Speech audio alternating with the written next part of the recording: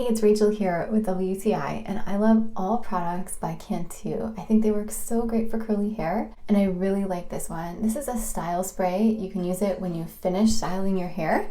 So my hair is wet right now. I'm gonna dry it and then use it. I put some gel in my hair and then I let it air dry, and now I'm just putting the finishing spray in it. I didn't want to put a ton of different hair products in so you could actually see what the finishing spray does. I love that this has really good ingredients, things that are going to nourish my hair and not dry it out.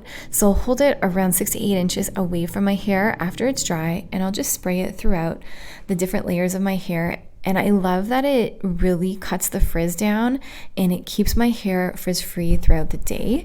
It allows my hair to have natural movement, so it doesn't leave it hard or sticky or give it an extra film on it or leave it dry as well.